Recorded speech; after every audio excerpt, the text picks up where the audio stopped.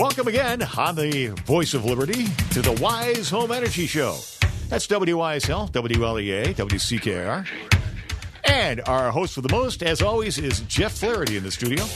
Hey, Bob. It's always great to be here in the studio with our expanded coverage, it sounds like. Yes, we bid a big hello to our new friends in the Southern Tier at WLEA and WCKR FM in Hornell, as well as their second FM at 106.9. And it's especially gratifying for us to be, contemplating buying these stations, which is what we're in the process of doing, because that was where I started in this wacky business 57 years ago. That's amazing. What goes around comes around, and it's neat to hear. It's an area that Wise Home Energy's been covering for about 6 months. We cover about 3 counties down in that area: Schuyler, Steuben, and Chemung County. So excited for you guys to have that coverage and for us to jump on board and get our word out down there too. Yes, we're thrilled to be working with those guys. Of course, since the station was slated to sign off on Monday last. We moved very quickly here with the fine folks of the Ichikawa family and also the Dorans, the longtime owners of WLEA, to make this happen. And the interim measure that we took was to simulcast WYSL down there. So they're getting a dose of all of us as a case of first impression. Hope you're enjoying the show. And let's tell them what the Wise Home Energy Show is all about. Yeah, the Wise Home Energy Show is really an educational and hopefully entertaining show that really talks about all things energy, but really home improvements in regards to comfort, energy, and durability. So Wise Home Energy is a company that's been in business since 2010. National Energy Star Contractor of the Year award winner for 6 years. And our focus is to really analyze what a home needs and what can be improved in a home for comfort, durability, and efficiency. And usually those things fall into insulation, air sealing, and mechanical upgrades. And there's many incentives from the state and from the utilities that we use to make those upgrades very palatable. Now, Wise Home Energy has a systemic approach to this issue of having of being home comfort. And why don't you explain to them that process a little bit? Yeah. It's not just, you know what, we're going to come over and we're going to plunk down a new air conditioner on this pre-made slab. Yeah. It doesn't work that way. We really do, and we stick with that. And people try to get us off their game sometimes, and that's not a good plan.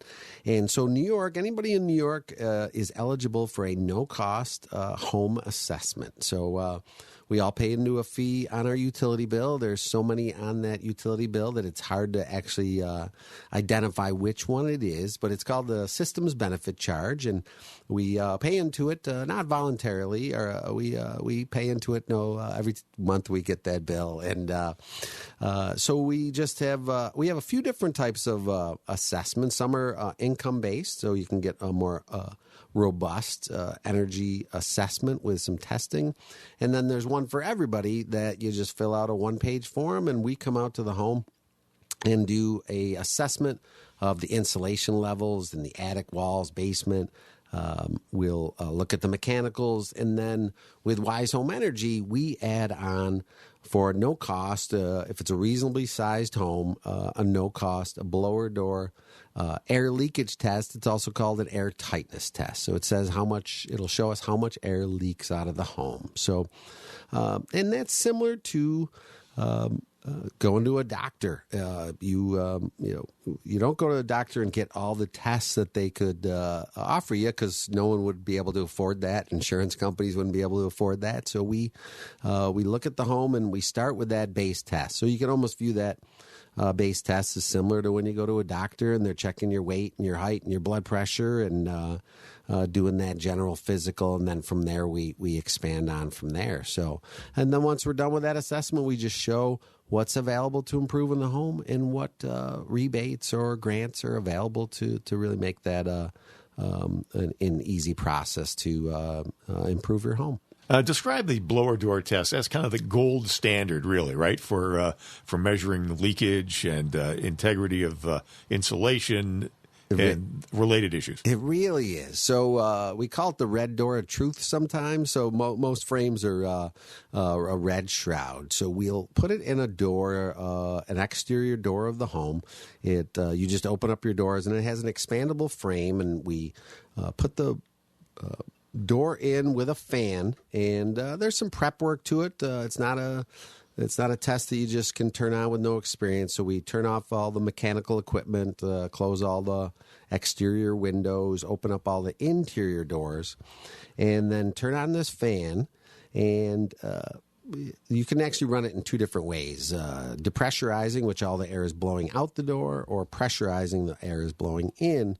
And it'll quantify the computer has a algorithm that it's measuring the pressure and the size of the hole, and it'll calculate how much air is moving out of the home at an exaggerated rate.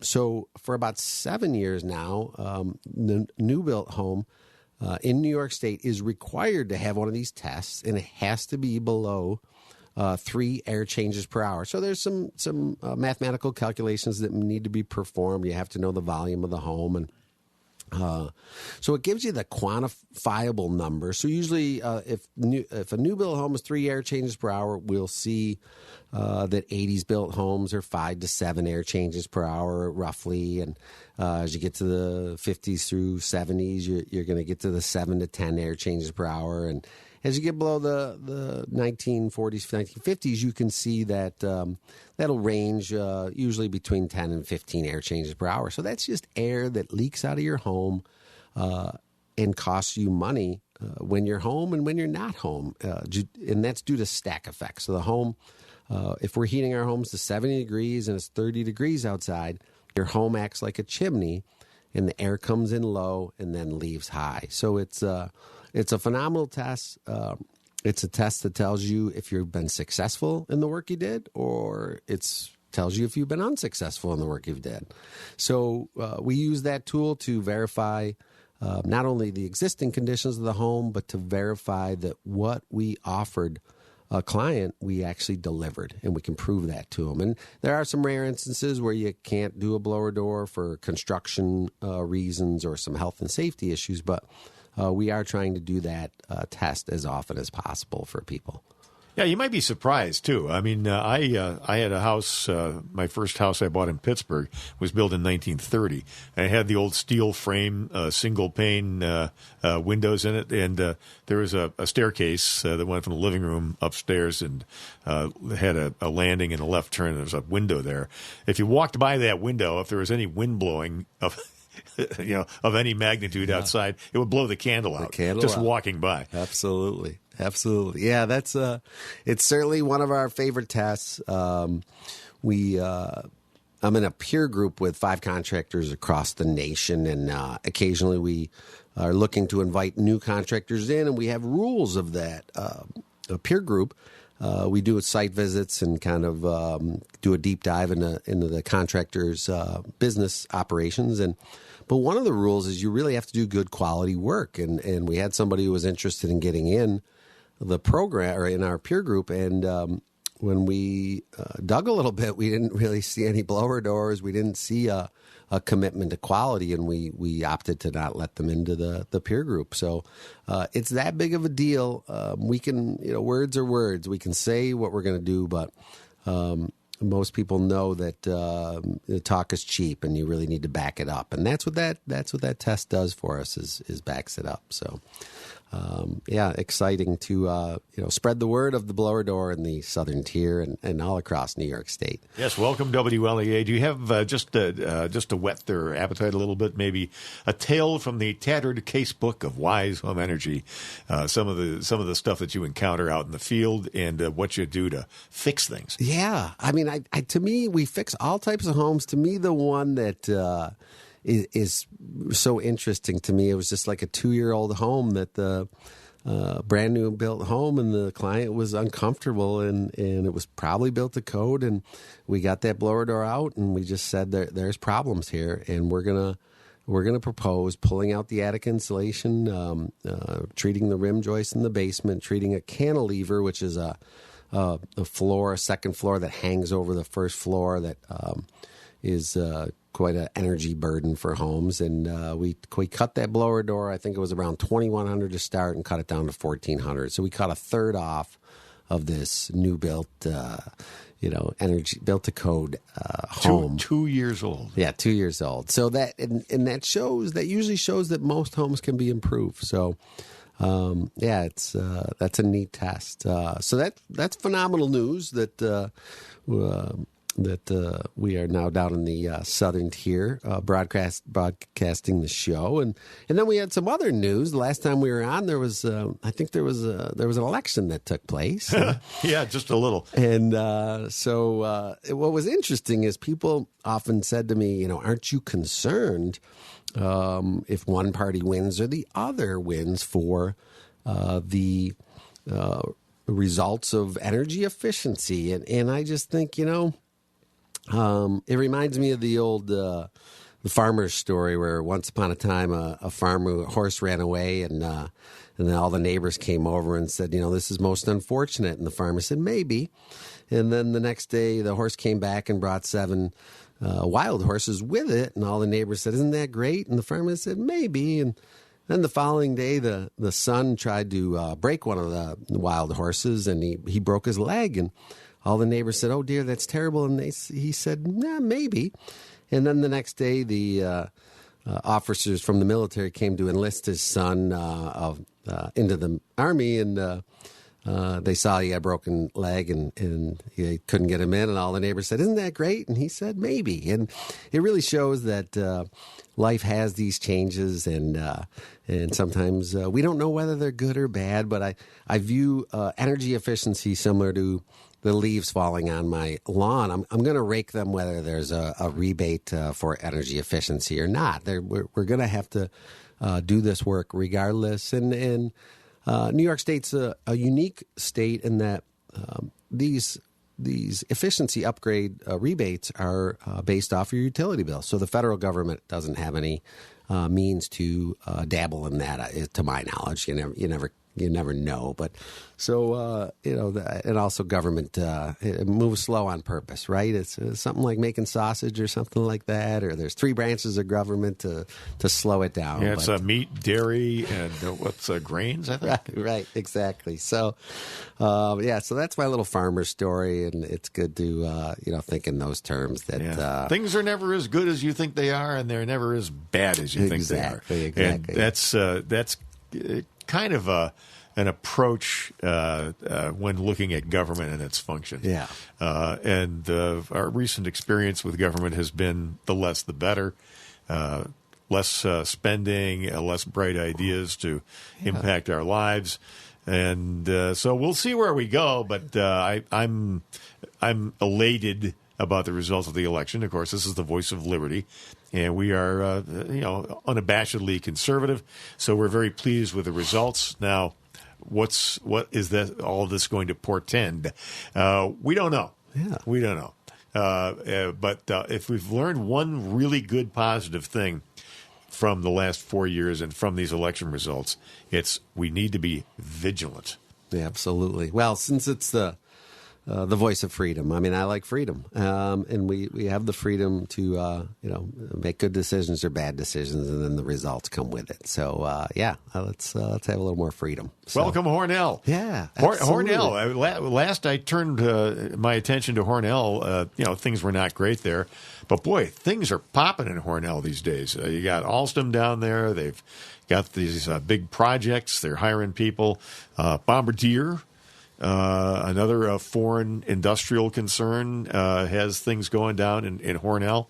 So we're excited. The folks in Hornell are excited, and things are on the upswing. We congratulate those fine folks down there, and we'll be watching things and telling them what's going on. Yeah, absolutely. We, as I was saying before, we've done some work down in those areas, and we do work in a lot of different counties. And one of the things that NYSERDA does is they have regional clean energy hubs. So each area is broken up, and they'll have a clean energy hub that will help walk people through what energy efficiency grants are available. They'll assist with accessing job training for employment in the clean energy sector. They'll be able to discuss a home energy assessment in more detail with you. They'll help you fill out an application for a free home energy assessment. So people may be reluctant to call a contractor. There are numerous contractors that work in the program. And, as my father used to say, not everybody graduates at the top of their law class. Now, I don't think that's true. I think Bob Savage graduated second, but we think the first guy cheated. So, but I always like that adage.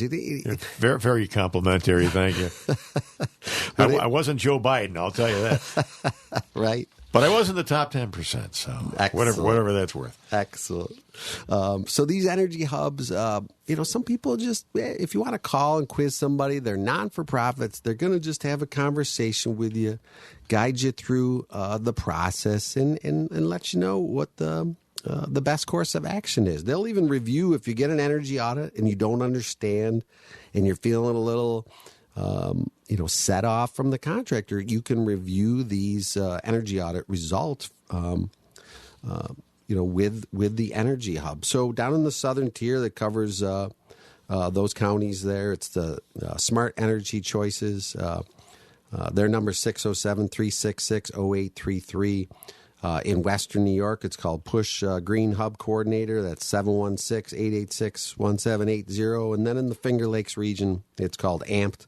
And that's 585-419-6218. And you can just Google New York Clean Energy Hubs. But that's a nice way to just go get some information. And, sometimes the people, we don't have those, let's go through a sales process and kitchen close and put your arm behind your back and until you say, Uncle, sign the paper. But I imagine some companies do. And people don't like those sales processes sometimes and feel like the only option is to say yes. So I like it. These hubs give you an opportunity to have a conversation with a third party that's just going to give you some unbiased opinion and not push you to do anything. So just wanted to get that word out there about the regional clean energy hubs. Before we go into any more wading through agencies and phone numbers and whatnot, let's tell them about Wise Home Energy. What your contact number is. Yeah, it's and your name is Jeff Flaherty. Yes, and you do the show on a regular basis on the Voice of Liberty. So if people have questions, maybe they want to ask about a blower door test. Yeah. Maybe they have some issue going on in their home. You have a phone number for them to call. Yes. Just pick up the phone. Yeah, pick up the phone. It's 585-270-5836. You can actually call or text that number. You can visit us online at wisehomeenergy.com. And you can also hear our old shows here on the WISL, too. So, WISL1040.com. Yeah. We're going to link that over to WLEA.net at some future point, but, we can't get our cart before the horse here. That's right. Yeah. So we have access to a lot of different programs. So we're also a member of a pilot program in the NYSEG RG&E territory. So if you have those fuel sources, maybe the NYSERDA program isn't a good fit for you for what your project is. We map out, and it might be the RG&E NYSEG insulation air sealing grant. The utilities have rebates for the hybrid hot water tanks and the heat pumps. So there's so many different things, and I recently had a gentleman call me up from Virginia who asked us to do his mother-in-law's house in Buffalo, and it's been kind of a challenge because he's really gotten into the details of the project, and it's gone back and it's forth and it's back and it's forth, and he's to me over designing. And so when we design a heat system or a cooling system for a home, we do what is called a manual J load calculation, and that is just calculating the the window glazing, the insulation, the air leakage, the sun orientation to the building. And whoever wrote the program is going to have some fudge factors in there. So we know these things are oversized. So most contractors take that number and then add some to it. Very bad idea. Very bad idea. So we did the calculation and we gave him the proposal, and he said, did you do a load calc? And I almost said, well, what's the point? I'm at the smallest equipment available. I don't have anywhere else to go. You can't take a chainsaw to these pieces of equipment and cut them in half. You're not allowed to do that, to my knowledge. And just run them every other hour. Yeah. So we've gone back and forth for a couple months, and I said, maybe you should design it, and I'll tell you if I'll install it. And we've circled so far around that we're back to my original proposal. So it's you can overthink these things. I think he's in a hot, humid climate, and our cooling needs up here 2 months out of the year, and but that's one of the things that we are very good at, is properly sizing that equipment. We're only left with what's available to install. So you can overthink these things, but you don't guess. If you think of in terms of Thanksgiving dinner, a lot of times there's so many leftovers, right? And that's kind of the theory with HVAC is, if you just oversize this thing, what are you doing with all this extra heating and cooling? You're paying for it. It's not working efficiently, and you're paying because it's cycling on and off. So the next step for us is to lobby the suppliers to give us a smaller piece of equipment. That's really all that's left for us to do, that we're tightening up these homes so well. But that's on them. We can't install what's not available. So, but that's an interesting really story, that design is important. You can overthink it. But really, one of the design tools is to look at your actual energy usage. It tells a story. Unless you're in Florida, if you tell us what your set point is, and we can look at your efficiency of your current equipment and your conditions of your home and your set point of your thermostat, we can reasonably say, what the size of the equipment is just off of that information. It's amazing. It's actually what we use as a secondary authenticator to make sure we're putting in the properly sized equipment. Fascinating. And if you haven't picked up on this, I'll just say it out loud. There's a lot going on. There's much more than meets the eye when it comes to being comfortable in your home. It's not just about the sizing of the furnace or the air conditioner. It's not about adding ducts or anything. For example, one factor that trips a lot of people up is humidity, right? Absolutely. That is something that your device in the summertime is meant to remove the humidity from the air. And if you oversize it, you're going to have a cool, clammy house. So that is something that is a big concern, and it's hard to totally diagnose the moisture load of the home. So certainly we don't want dirt basements. Dirt basements are going to lead to moisture coming into the home. Poor grading around the home, poor gutters, not diverting the water away. But that is a huge issue, is the moisture load of the home. And one more reason to properly size a piece of equipment. So if you don't address the moisture content, you're getting into other areas like air quality, mold, for example. Yeah, absolutely. We talked last time on the last show that there was a lawsuit down in Texas about a home that was built about 6-7 years ago. I would presume by the size of the home, this is $1 million home, and the folks moved in, and 6 months later, they started getting sick. Mostly started with the wife, then the dogs, and just a real sensitivity to mold. And it wasn't even guessing on the mold anymore. It was showing up on the walls. But it was in a lot of the interstitial cavities between the first and second floor where ducts were not connected properly. They said the builder had come out 47 times to make adjustments to the HVAC system. Well, you don't get much for $1 million these days. No. And right at the end, as it was going to trial, and I believe it was the nation's largest builder, they settled. And so there's a gag order on it because they got, their money, and they did a little interview right before the gag order. And the homeowners, concern was that really there's so many subcontractors. The builder is the GC and puts all the liability on the subcontractors, and who's at fault. And his take was that there was one superintendent reviewing or overseeing 21 new build homes. So that's just a cautionary tale on not only having the right people in there, but having the right design, but then doing the right tests. Some of the tests that could have been done in this home would have resolved this or prevented this. Duct blasters, blower doors, moisture load. It was probably the wrong size equipment. I didn't really get into the details of it, but those are cautionary tales that when you go to have somebody make some repairs in your home, what are their qualifications and what are their guarantees and warranties for the work they do? Yeah, and by all means, check their reputation. Yeah. Now, this might have been, as I say, a case of first impression because you mentioned this is the country's biggest home builder, so maybe this was completely unanticipated.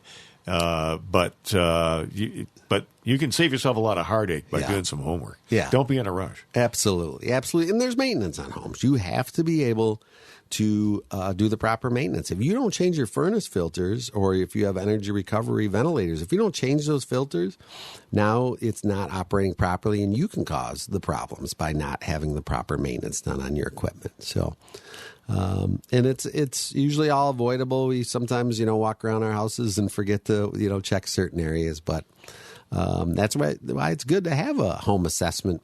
I would say every 2-3 years, it's not a bad idea. You can have these over and over again in New York State. And you're paying for it. I mean, it's not free. You've already paid for it. Yeah. So you might as well use it. And boy, the dividends are pronounced. Absolutely.